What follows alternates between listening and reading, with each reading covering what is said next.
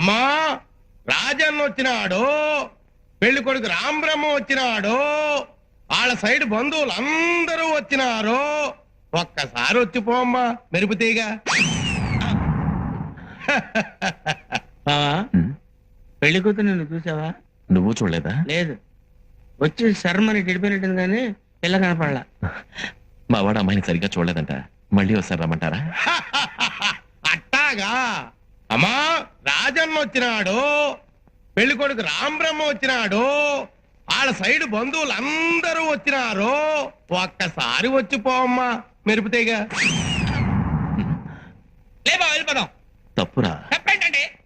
ఇందాక నేను చీర కనపడింది, ఇప్పుడు అసలు ఏమీ కనపడలా. ఏమి చూడకుండా పెళ్లి చేసుకుంటావా? పిల్లకి కొంచెం సిగ్గెక్కువ, తుర్రుమంటది, అందుకే మెరుపుతీగని పేరు పెట్టిన. మీరు ఏ పేరు పెట్టుకుంటే మాకెందుకండి?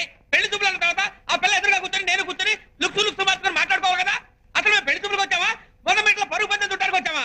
బ్రహ్మం అరవకు, ఒక్కసారి అమ్మాయిని నిదానంగా రమ్మనండి. దాన్నేం భాగ్యం. అట్టాగే. అమ్మా మెరుపుతీగ రాజన్న వచ్చినాడు, పెళ్లి కొడుకు రాంబ్రహ్మ వచ్చినాడు, వాళ్ళ సైడ్ బంధువులు. రాంబ్రహ్మ వచ్చినాడు, పెళ్లి కొడుకు చచ్చినాడు, బంధువులంతా చచ్చినారు అని ఓ దీర్ఘాలు తీసి ప్రాణాలు తోడేస్తావు కదా. ఆ పెళ్లి కూతురి ఒకసారి చూపిస్తావు. కాఫీ తీసుకురా అమ్మా మెరుపుతీగ.